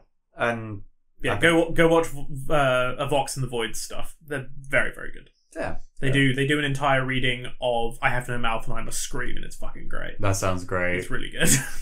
I've always wanted to do the hate speech at some point. Yeah, the hate speech is very good. Yeah. I don't want to do hate speech. I want to do the. We love hate speech. Yeah. I want to do the I have no mouth like. Hate, let me tell you about hate. Yeah. It's a good line. I think only the author, because he did like every time I did like a rendition of it, like the game and the audio drama.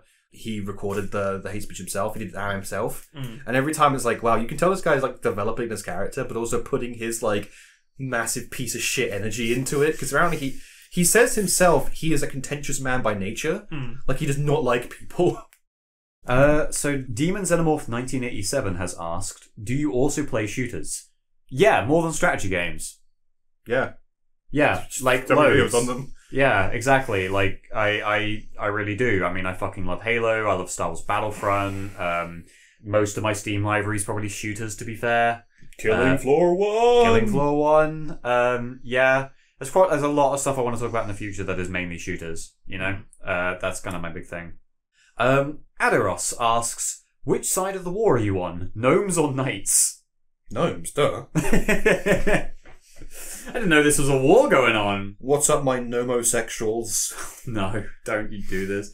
Yeah, so knights, for no particular reason. Listen. Is this a reference to something that I don't get? Like, Yeah, I don't know if this is, but I will say that if we're talking, you know, if this is the garden gnome aesthetic, then gnomes are funny little guys, and I love that. But if we're talking like D&D gnomes where they're just worse halflings, then no. Contentious I behavior. don't like the niche that gnomes fill sometimes in fantasy, where they're just like, they're not quite halflings, they're not quite dwarves. For fuck's sake, pick a lane, you little shits. Like, I just... No! Like, sorry, oh god, this is fantasy racism, isn't it? Yeah, you're doing the fantasy racism.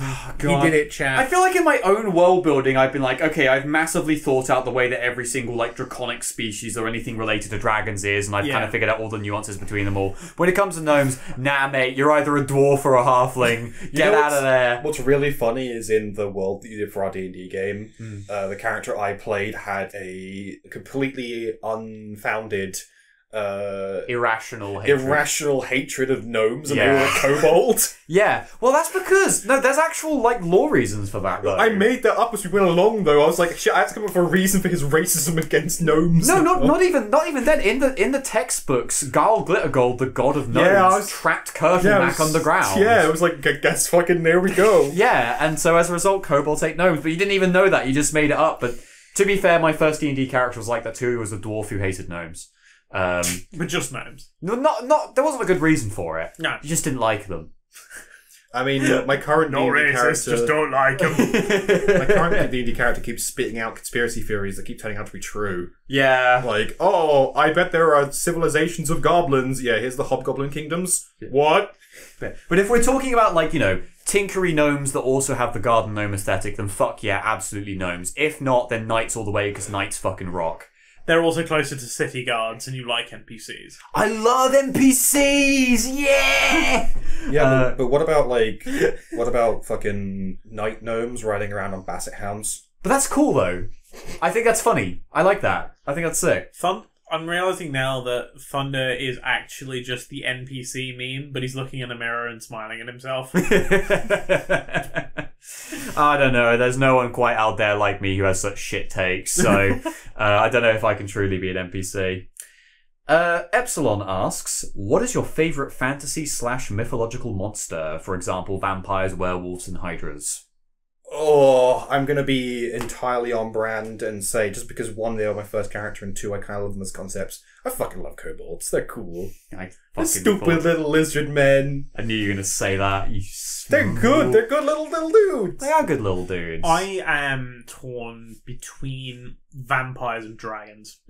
Oh yeah, dragons are pretty good. Like, there's a classic majesty to dragons, but the other thing about them is, for the same reason that I like vampires, is there's a great deal of versatility to them in storytelling. And you can go for monstrous dragons, you can go people with dragon blood, you can have shape-shifting dragons and all that kind of stuff. Very useful as a utility for storyline. Yeah, and in the same with vampires. Vampirism can be a commentary on sort of all sorts of social issues. Yeah. It can be on like hierarchy and stuff like that. It can be an infection. Yeah. It can be a disease. It can be something that's very common. It can be something that's very rare. I think the trappings of the vampire can vary so intently that I just find that there's a lot to go on, and there's a lot to go to move with. I mean, like, again, love the Night Lords. Night Lords are very, very cool.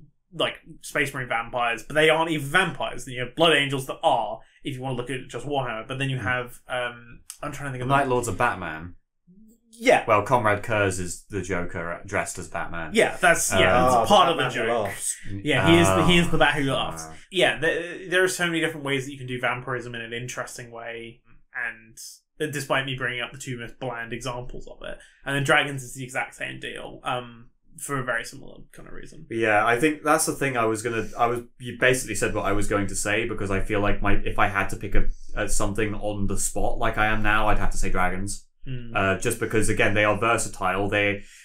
It's very bemusing how several different cultures across the world that never met each other all had a vaguely similar idea for a monster in there. Snake with wings. Yeah, exactly. Scary. They probably dug up dinosaur bones and went, "What the fuck is that? What is this?" And then they made reasons for what those were. But yeah, no, vampires is also a very strong pick as well, because of just their flavour is really good. I think vampires maybe just pips it to the post for the added thing of they are much closer to being human than dragons are in a literal sense, and so that adds another layer. Does this include sci-fi as well? I assume so. It says fantasy/mythological, so I'm going to assume because no Xenomorph for you. Damn, no lusty Xenomorph age. No busty Xenomorph. No XCOM Viper snake titties. Damn. The snitties are not real. Damn. I was actually going to say, if sci-fi was included, I kind of like how, because you mentioned it earlier, I kind of like how, Lancer. I was going to say Traveller. I kind of love how Lancer handles AIs and treats them as non-humanoid persons.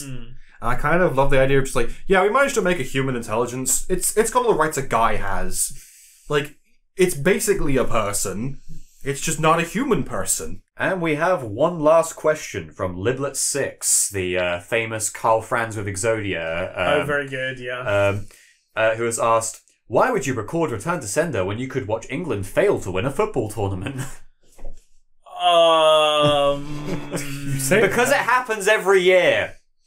We are kind of used Whereas Return to Sender we get to record once every year and a half. just based on current metrics. You know, if we go back to 2018, average it out. I really like the idea of telling the Discord that the next episode of Return to Sender, as in the one that we have currently just been recording, is actually a watch-along. And it's us doing commentary on the football. Yeah, I mean, do you want to do some pre-recorded responses, regardless of depending on what outcome it is today? Please call this episode the one we talk about football. The one we talk. Oh no! Because people watch you be like, "What the fuck do they talk about football then?" Just make a really clickbait title and have a bunch of really angry sports people in the comments. Because you're gonna have fucking handsome Hitler and fucking Kerfus running at them, and then just the text of the one we talk about football. People will be like, what the fuck is up in this episode? Hey, footy. Breaking news. We've actually had immediately one more question come through from league_encounter_03_friendly.ogg. What's the worst tanking of a franchise's reputation that you've seen? Of a franchise. Yeah. Ooh. I mean, the low-hanging fruit immediately, I feel like, is like Star Wars, but that keeps recovering. Star Wars? But that keeps coming back up because like the originals are still good. Like it's not. Yeah, it's but not, it's still tanked. The series is like you don't go see anything new from Star Wars and go, "This is going to be good." Yeah, I guess I just keep it's making tanking it, a franchise. It doesn't have to be a series, and so that's why I'm going to cheat my answer out because this one hurts me. Go ahead, Tacom. It's Escape from Tarkov. Oh yeah, Tarkov is killed. Like I saw someone do a video about that, and they were like, "I'm not gonna make the really easy joke of I escaped from Tarkov, but I'm not playing Tarkov anymore." Yeah, like that franchise went from a plucky developer who openly talked about how microtransactions are killing the industry, we're never going to include them, to a person who added a $120 version of the game that provided you benefits against all other players in a PvPvE game. Yeah. No. Not great. As well as like going, fuck you, I'm going to make a movie that no one's going to watch. Proceeded to make a movie which no one watched. Then make a game mode that only some people asked for. It turns out, when you pander to a vocal minority of your community, create an entire build game engine, put a bunch of money into it in order to try and make it a marketing success, including esports, and it doesn't go anywhere, your company starts to suffer, and then you desperately start needing money, and then you start ham-fistedly cramming like any form of microtransactions into your game, and again, sketchy dev behavior. It's gone from something that was so promising and so unique, and a game that, despite a lot of its difficulties in terms of barriers to entry to recommend, I was recommending it to people because I think it's such a unique experience and feeling that I haven't got from DayZ, haven't got from like any of those kind of standalone mods or anything like that. Haven't got from any other extraction shooter. I fucking love Hunt Showdown. It is the game I've played the most in. I have had more. I have had a completely different, exhilarating experience from Tarkov, and it's like this is why it's what sets it apart in this unique sort of space. You should go play it. I can't do that anymore because I've spoken to people who have recommended it to, and they've been like, not gonna lie, this behavior from the developer means I will never touch a product of theirs ever again because they have just completely fucked their reputation to the dirt. It's funny that you mention extraction shooters because there's one that I had my eye on for a while called like Grey Zone Combat. I was like, this could be really... Warfare? Yeah, Grey Zone Warfare. Oh, this one has a really interesting like PvE, VP mechanic where like you don't necessarily have to fight people. It's not necessarily always going to be good for you to fight people. Yeah, so there's a karma system between the factions and all that kind of stuff. From what I've heard from reviews, it's incredibly buggy, and whenever you meet another player, they will just shoot you even if they're on the same faction. Yeah. They will just be like, oh, you have guns, I want. Pap! They pushed it into 1.0 because of the Tarkov debacle. Really? Yeah. Fuck me. Yeah, they tried to capitalise it because everyone started playing Arena Breakout, which is the Tencent knockoff of Tarkov that was a mobile game that's now been ported to PC. Gross. And yeah, they were playing that because during the Unheard Edition debacle, people were looking for an extraction shooter, so unfortunately Arena Breakout, Grey Zone Warfare came out early. Well, people said it was early because of that, but whatever. But yeah, that's my answer. Escape from Tarkov. And I'm sad about it because I fucking love that game. And now I'm probably not going to play it again. I know my one, and it's going to be contentious. Yeah. People are going to be like, what the fuck are you talking about, White? And I'm going to be like, wait 5 years for me to make my review on it. StarCraft 2? StarCraft as a setting in general. Mm-hmm. Holy shit! After Wings of Liberty, did that plot just take a nosedive? Just straight into the trash can. Like, Brood War was weird. StarCraft 1 was... They joke, but it is just Warcraft in space. Really optimized gameplay. Like, holy shit, that is a well-oiled RTS. Like, it's one of my favorites to go back to every so often, just be like, I'm gonna play Brood War again, fuck it, let's do this again. But, like, even with that in mind, playing through StarCraft 2 again recently, because I was like, I'm gonna do the whole series back to back, and just because I've been doing that a lot, like, did that Mass Effect as well. I was gonna say, shit. Mass Effect is another one. I just remembered that Saints Row was a thing that existed. Oh yeah, that's right. fucking... Dead for Turbo Ever. Yeah. The Marvel, the Avengers, Red Faction, Payday. Oh, Payday 3, I know is improving. I've been playing Payday 3 recently, and it's actually alright. Yeah, it's but it's definitely not Payday 2. But then No. again, Payday 2 had 15 years of expansion packs Yeah. to go off of, so... yeah. I have a really weird answer. I don't think it's mine definitively, but it came to my mind because I don't think many people would think of it this way. Yandere-sim. And here's my answer, because the concept got pitched and people went, that could be funny, and it was only down from there. And it has, like, genuinely, who fucking cares? Yeah, That's tanked. Nothing he's added has improved the base concept of what if I had to kill a bunch of people to get closer to my date? Yeah, like, that's the thing. I'm not saying this because I ever cared about it or I ever liked it, but because I've never seen anything go from 0 to negative 100 and remain there before. Like, Yeah. you know, You like, become Chalice. like- Fuck like- everyone named Alex. like obviously there's games that probably no one cares about at all that are also down at that plateau, but specifically there were people who were looking forward to Yandere-sim because they liked the concept of it. Yeah. And it was just a case of, wow, you're taking a while. Wow, that's a really weird addition that you've taken ages to do. Like, so on and so forth, you know? I think there's so many other, I saw like a big review, like a shit talking video about him recently that really went into his like history, and that man has like a massive Samus kink. Like, specifically Samus. Armoured or unarmoured? Yes. Okay, if it's armoured, I can respect it. Unarmoured, come on. That's Just like the that's like character being like, full oh mate, my favourite character- cake is fucking Victoria Sponge. The character full stop. It's just like, bro, you are publicly simping for a character on your own streams. You're like putting a picture of them above you and going, ooh, that's a nice position. Like, what the fuck is wrong with you? Everyone I've seen that's been like that has been a weird guy. Yeah. Yeah. And Not this one- specifically about Samus, but about just like a weird waifu-y thing that they push. Yeah. Weird. Yeah. Weird. So anyway, I'm proud to announce that at every single video I do now, I'm going to constantly simp about Shadow Sun. You know, oh hey, I looped it back to the beginning of the video. I'm gonna hang on. Let me just use my YouTube poop power here to revert time, and make you say that about Shadow the Hedgehog. Oh fuck. Yeah, no. 10 waifus. Oh mate, WatchMojo.com. we gotta do our own version of top 10 hottest female Sonic characters. I'm going to shoot you with a gun. Good luck. They don't have that in these containers. I will build one out of fish bones like that one movie. I was thinking you'd be like the guy who killed Shinzo Abe. What, the fucking thingamajig? Yeah, just the. I'd like to imagine that's what the gun is called, the thingamajig. Just the 6 pellets in a cardboard box with a little Pellet, you mean it was loaded with a precise amount of Watsy Doodles? Watsy Doodles. Yeah. The yeah. diminution of a thingamajig. Yeah, I really want to see people in the United States Senate trying to pass. You know how they talk about like bump stocks and things like that? Yeah. They're trying to pass a bill to ban specific things, but they always call them like Whatsamajiggets Right. and Who'samawatsits, and it's like they're talking about gun parts.